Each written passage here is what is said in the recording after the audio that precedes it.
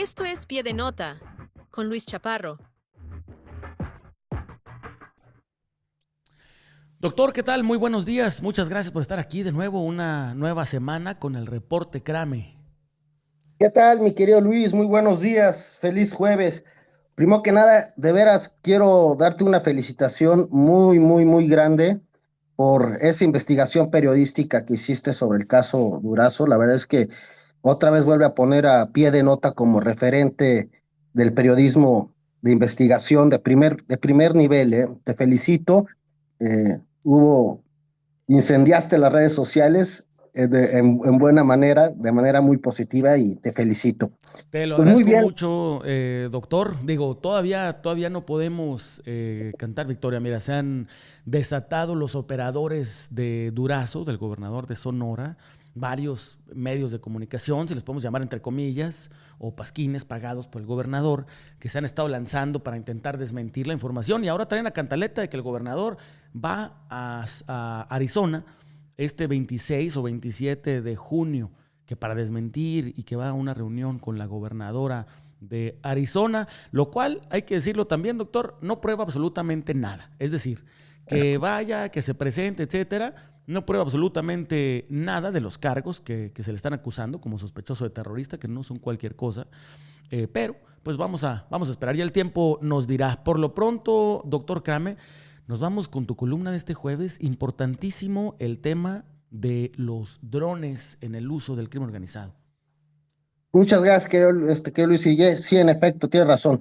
Bueno, mira, quiero platicarte que esta columna de este jueves es una síntesis, sin tanto tecnicismo, de una presentación de una conferencia que se dio en el World Police Summit en Dubái, que es, digamos que la conferencia policial más importante. Eh, Ahí, mi coautora, también ex policía académica de la Policía Nacional de Australia, fue quien hizo la presentación, pero bueno, pues nosotros colaboramos con toda la parte técnica, ¿no? De este paper, y la columna de este jueves, pues es una especie de resumen técnico, y te lo voy a presentar ahorita con mucho gusto a ti y al amable auditorio de Pie de Nota, ¿no? No es ciencia ficción, hay que ponerlo bien claro. Hubo una encuesta como todas las semanas. Este tema ganó por 70% sobre el otro, que era 5 escenarios sobre inteligencia artificial aplicada a otros países que se han venido haciendo de manera muy positiva. Pero bueno, ganó este tema y es un tema muy interesante, aunque sí, déjame decirte que costó un poco de trabajo aterrizarlo en términos no técnicos, ¿no? Correcto. Más claros. Bueno, como te digo, no es ciencia ficción y yo creo que es una alternativa que es viable y además urgente. Porque, como bien decías, el avance tecnológico del crimen organizado en México ha ido bastante rápido, ¿no? Ujú. Entonces, fíjate, desde al menos una década, organizaciones como el Cartel de Jalisco Nueva Generación han dejado de utilizar los drones como simples herramientas pasivas para la observación. Su empleo táctico ya ha ido evolucionando, pero de veras a pasos agigantados. Por ejemplo, ahora ya se hace el reconocimiento de rutas de patrullaje, la entrega de explosivos o sustancias ilícitas, la producción de propaganda táctica, filmación de ataques, en fin, la coordinación de ataques simultáneos mediante protoenjambres, que es un inicio de que los drones vuelen de manera conjunta, como se ha venido dando. Vuela un dron primero, hace el patrullaje, reconoce el terreno, ve dónde están los convoys y sigue el otro, donde ya es donde tiran los IEDs, ¿no? O las bombas, ¿no? Y un ejemplo emblemático, te acordarás, fue el ataque de Aguililla, Michoacán, donde múltiples drones operaron de forma sincronizada para lanzar explosivos sobre fuerzas del orden.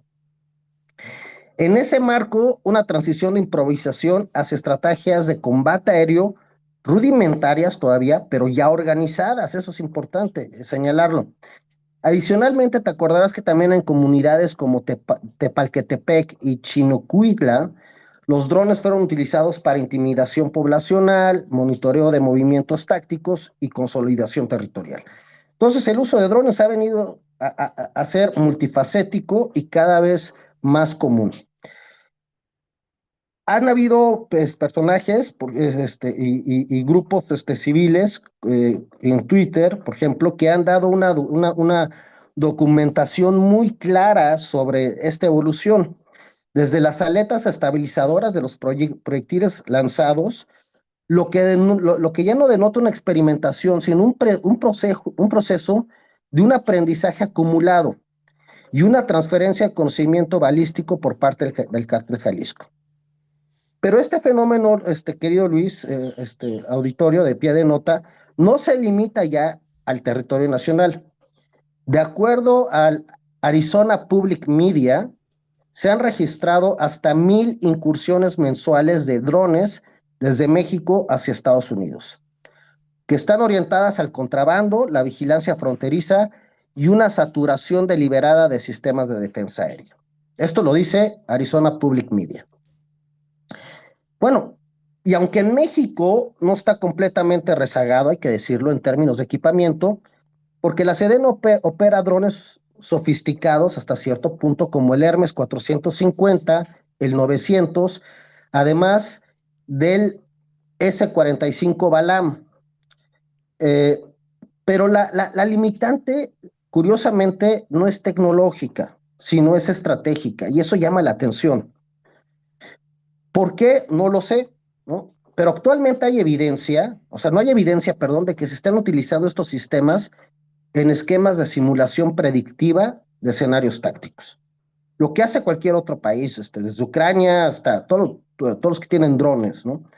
Tampoco hay una integración con algoritmos de visión computacional como el YOLO V8, que es un algoritmo que ya es, aparte es fuente abierta, entornos sintéticos basados en gemelos digitales. Yo te voy a hablar sobre los gemelos digitales y por qué es el umbral tecnológico ahorita en cuestiones de inteligencia artificial. Y esto se usa mucho para análisis anticipados, ¿no? Lo que era antes, recordarás, tú y el auditorio, lo que era la teoría de juegos cuando se hizo, por ejemplo, esta película muy famosa de Beautiful Mind, de Una mente maravillosa, donde estaba John Nash y claro. hacía toda la parte de teoría de juegos y se simulaba. Bueno, durante la Guerra Fría, se hacía simulaciones, por ejemplo, en corporaciones tan relevantes, tan importantes como RAND, ¿no? En donde se simulaba, por ejemplo, una guerra nuclear o qué pasaría, ¿no? Y se hacía con base en teoría de juegos. Bueno, ya actualmente con todo la evolución y revolución tecnológica en inteligencia artificial, bueno, pues ahora ya se usan los gemelos digitales. Yo ahorita iré a explicar qué es eso. Así, de manera muy simple, un gemelo digital es una réplica virtual dinámica en un entorno físico alimentado en tiempo real por datos geoespaciales, que son los sensores IoT o Internet of Things, y flujos de inteligencia abierta, que es Open Source Intelligence o SINT, y sistemas ópticos. ¿Qué quiere decir? Que lo que hagamos en el mundo real lo podemos emular o simular en el mundo digital. Eso es. Pero ¿esto qué te permite hacer? Te permite simular escenarios complejos sin desplegar personal y sin tener ese famoso y temido índice de letalidad que tanto habla la Sedena, ¿no? Visualizar rutas potenciales de ataque, evaluar respuestas tácticas en segundos e integrar la inteligencia artificial para tres cosas: para la detección, para la predicción y para la recomendación operativa.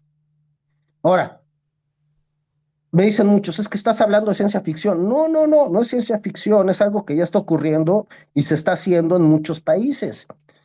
Incluso en países como Brasil y Argentina y Chile ya empiezan a tener eso. Fíjate, por ejemplo, casos reales de aplicación. La NASA modeló condiciones de vuelo para detección de fallas anticipadas. Siemens, ¿no? La empresa alemana. Optimización logística en puertos y aeropuertos mediante gemelos digitales. Copernicus, de la Unión Europea.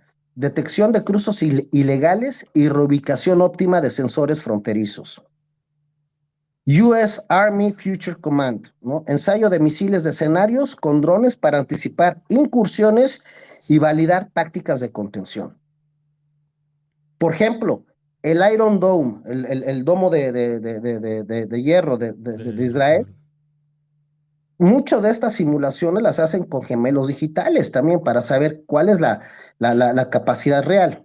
Ok, yo hago 5 propuestas viables que se pueden hacer y que se presentaron además en el World Police Summit de Dubái. Uno es el modelo, un modelado virtual de zonas críticas. Vamos a tomar, por ejemplo, o replicar digitalmente regiones como Tierra Caliente o el corredor del Río Bravo. Mediante datos abiertos, además, no necesitas datos que tengas que crear, ¿no? O que generar. Para simular rutas de vuelo, puntos ciegos y ventanas de respuesta tácticas. Esa es la primera propuesta. El segundo es una integración de inteligencia abierta con este código, ¿no? YOLO V8, que además es fuente abierta, como te repito, que nos va a permitir identificar en tiempo real, con más del 85% de precisión según nuestro modelaje, y latencias por debajo de los 100 milisegundos. O sea, realmente es bastante bueno esto, ¿no? Es un buen número, ¿no? Y, por ejemplo, esto ya se está empezando a utilizar en el campo por el CBP, por el US Customs and Border Protection. La propuesta número 3, la incorporación de la inteligencia de fuentes abiertas o SINT, ¿no? Por ejemplo, los videos de redes sociales, las denuncias ciudadanas, los patrones satelitales y propaganda criminal deben integrarse como insumos dinámicos para actualizar simulaciones en tiempo real. Estos datos no se están usando como se debieran usar ni se están explotando y tienen mucha relevancia. 4, la simulación de contramedidas legales. Por ejemplo, las técnicas como GPS spoofing o interferencia de señales, ¿no? Que incluso ya se ha detectado, por ejemplo, que algunos cárteles ya tienen sistemas antidrones, ¿no? Entonces, ¿cómo se puede restringir actualmente los marcos normativos? ¿Cómo se pueden probar en entornos simulados para analizar, por ejemplo, los efectos colaterales y diseñar protocolos de uso bajo autorización controlada? Es decir, ¿vamos a controlar el uso de drones comerciales en México? Sí y no, y bajo qué circunstancias. Pero no nada más como muchas veces se hace, se legisla la ley y luego se empieza a parchar y a componer. No, hay que hacer una simulación bien hecha y entonces vamos a ver los alcances de esto. Y por último, se propone pues, lo que siempre hemos propuesto aquí contigo, desde un grupo binacional antinarcóticos, en fin, pues también un centro binacional de simulación predictiva. Ya la CBP ya lo hace. ¿Por qué no entra México a hacerlo? El narco no reconoce fronteras, Luis, ¿no? Y es un problema binacional. De que un lado se llame terroristas y otro lado se le llame narcos, bueno, y es una cuestión que va más allá de la semántica y tiene implicaciones serias, que no se han venido abordando, la verdad. Pero bueno, ¿por qué no crear un centro conjunto de México y Estados Unidos que permitiría compartir modelos, entrenar operadores y estandarizar alertas, bajo un nuevo modelo de cooperación en esta seguridad hemisférica? No de simulación, ¿eh? La simulación se tiene que hacer para resolver el asunto, no en la política. Bueno, ¿qué más allá ayuda todo esto? Bueno, también nos ayuda, por ejemplo, los modelos de gemelos digitales, nos puede ayudar, por ejemplo, para hacer aplicaciones transversales en la seguridad pública. Un grave problema es la extorsión y derecho de piso. Podemos modelar redes de cobro y zonas de riesgo para anticipar desplazamientos criminales. No se ha hecho. Narcomenudeo urbano y robos localizados. Podemos tener, si realmente se quisiera, una detección proactiva con mapas de calor y análisis de densidad delictiva, que además se venía haciendo hasta cierto punto, no con gemelos digitales, pero en la antigua Policía Federal ya tenían una detección si tú quieres en pañales, pero ya una detección proactiva con mapas de calor. La protección de entornos escolares y zonas vulnerables, ese es otro punto importante. Sensores y visión computacional para detección de anomalías. Eso es Internet of Things, ¿no? La simulación de evacuaciones en eventos masivos. Otra viene el Mundial de Fútbol. ¿Cómo? Pues ya se debiera, o sea, ya se debiera empezar a hacer todo esto, ¿no? Un modelaje de flujo de personas, tiempo de respuestas y escenarios de pánico. ¿Qué pasaría si, por ejemplo, durante el Mundial de Fútbol, Luis, sale en redes sociales algún cártel diciendo que hay una bomba dentro de Dios no lo quiera, una bomba dentro de un estadio de fútbol? ¿Qué se hace? Se tiene simulaciones, se tiene exactamente los planes de contingencia como se debieran de tener. Hasta donde yo sé, no se tiene eso. Creo que todavía ni siquiera han realmente integrado su equipo de seguridad, ¿no? Y por último, la integración de tácticas de plataformas, por ejemplo, el C5, pero no un C5 así que se manda a los medios de comunicación con bombo y platillo, ya somos C5I, ¿no? Sí. Digo, cuando realmente, pues, la gente que conocemos el tema, pues sabemos que nada más es el nombre, ¿no? Porque, a Bonito. ver, el C5I que nos presentan, doctor, es prácticamente un centro de monitoreo nada más, ¿no? Es decir, son cámaras y pantallas. Exacto, pero bueno, también depende. O sea, por ejemplo, la realidad es que es muy diferente un C5I en la Ciudad de México que un C5I en Tlaxcala o en Puebla, ¿no? O en Mm. Veracruz, ¿no? No, Puebla creo que está un poco mejor, ¿no? Pero de todas maneras, pues sí no es la misma, realmente no es ni la misma despliegue tecnológico que se da en diferentes estados de la República. Esa es una realidad. Y además hay que decirle otra cosa, ¿no? Realmente los C5 no van a funcionar hasta que no haya una depuración del personal, porque sabemos y tenemos conocimiento. Mira, yo estuve, como bien lo sabes, hasta lo más dentro de los intestinos de varias corporaciones de Sí. seguridad. Un problema que teníamos era que los operadores de los C5 o llámale C7 o lo que tú quieras, ¿no? El nombre propagandístico que tú le quieras poner, pero realmente eran los operadores dentro de los centros de comando que estaban coludidos con el crimen organizado. Justo eso iba, doctor, y discúlpame que te interrumpa, porque hablando ahorita, por ejemplo, de las propuestas que estás haciendo y los sistemas antidrones, de la escalada en tecnología, dos cosas. Uno, me pregunto qué tanto se hablan estos summits, por ejemplo, en este summit al que asististe en Dubái u otros que se llevan a cabo en Estados Unidos. ¿Qué tanto se habla del narco en México, específicamente del crimen organizado? ¿Se presentan soluciones especializadas hacia ese tema? Y también, ¿cómo le hacemos con el factor humano, que es el factor corruptible? Puedes tener toda la tecnología del mundo, pero el factor humano, el factor corruptor, no sé si se pueda simular y entonces planear estrategia también desde ahí. Bueno, una precisión. Este año yo no asistí, asistió mi colega, Ah, la correcto. doctora Davis, ¿no? Pero bueno, el artículo, pues, yo colaboré mucho en la parte, sobre todo en la parte técnica y en Técnica, la correcto. parte de simulación. Bueno, es que la maravilla de la inteligencia artificial es que te ayuda a minimizar esos costos de corrupción. Mm. O sea, ¿cómo? Lo automatizas. Automatizas todo el factor humano, lo quitas. Por ejemplo, puede haber C5 de manera completamente autónoma y con el mínimo uso del personal, por supuesto, ¿no? Ya no necesitas a esos operadores que estén pegados a la pantalla, Mm. ya no los necesitas como tal, ¿no? O sea, ya no son tan necesarios. Pero además, lo más relevante es que imagínate la cantidad de datos que hay, ¿no? Y se tiene que automatizar. Mira, se puede entrenar, yo le llamo domesticar, más que entrenar, a los algoritmos para que entiendan patrones de comportamiento atípicos.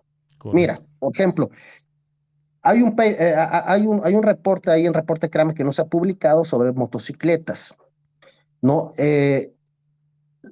Yo te puedo detectar, bueno, no, el algoritmo te puede detectar, por ejemplo, desde el hecho que van dos conductores en una motocicleta. Te puedo detectar, por ejemplo, si esa motocicleta este, va invadiendo carriles, no va invadiendo carriles y cómo está. ¿No?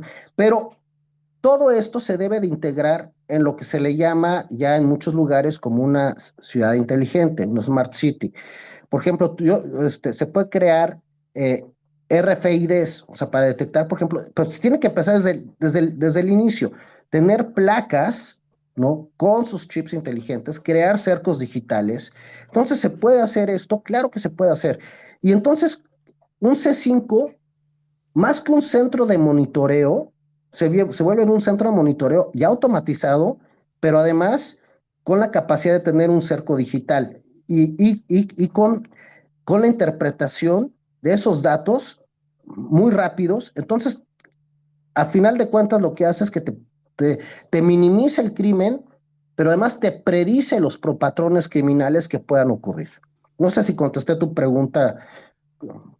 Sí, sí, sí, definitivamente, doctor, creo que justo le diste en el clavo. Es decir, a final de cuentas, el factor corruptor es el que debería de estar blindado por la inteligencia artificial de alguna manera. Es decir, si detectamos patrones irregulares, patrones extraños, no normales, es donde se debería poner atención.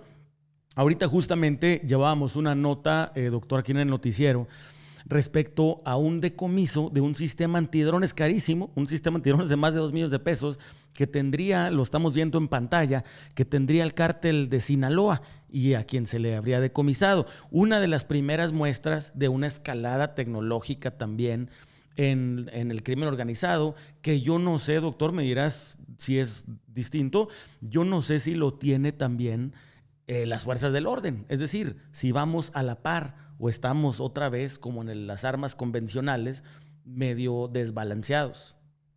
Mira, lo que pasa es que los cárteles tienen una gran ventaja sobre la Sedena.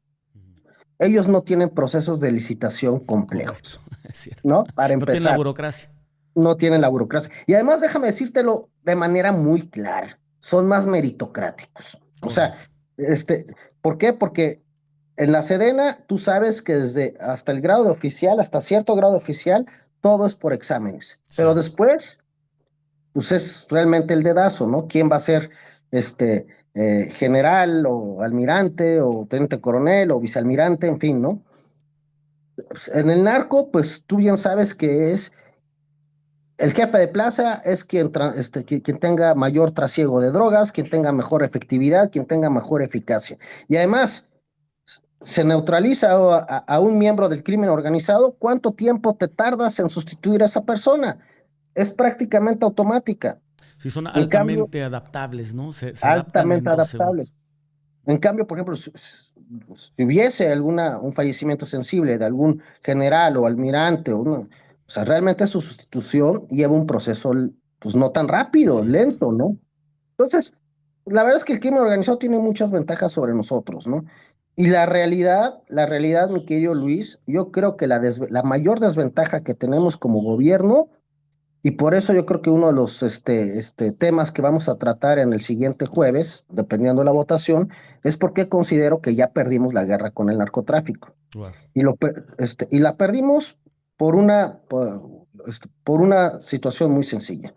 No hay drones, no hay capacidad militar que sea capaz de enfrentar al crimen organizado si no se rompe con una condición absolutamente necesaria para tener una probabilidad de éxito. Y esa condición se llama romper con el nexo entre gobierno y cárteles. Mm. Mientras no se rompa ese nexo, tenemos el destino manifiesto de perder la guerra contra la lucha del narcotráfico. De ese probablemente sea un tema que se trate el próximo jueves. Muy interesante sería, la verdad, nos encantaría escuchar ese tema, porque que tú lo digas, doctor, que estamos perdidos, realmente preocupa y bueno, pero hay que decirlo con todas sus letras. Si estamos perdidos y hay que movernos hacia adelante.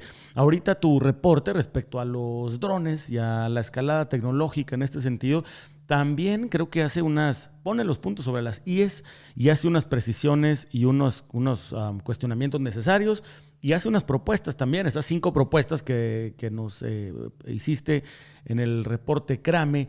Creo que sería interesante. ¿Qué tanto eco hay, doctor? Por último, preguntarte, ¿qué tanto eco hay en la autoridad mexicana a propuestas de personas como tú, que tienen una expertise, o de algunos otros que han estado con nosotros en pie de nota?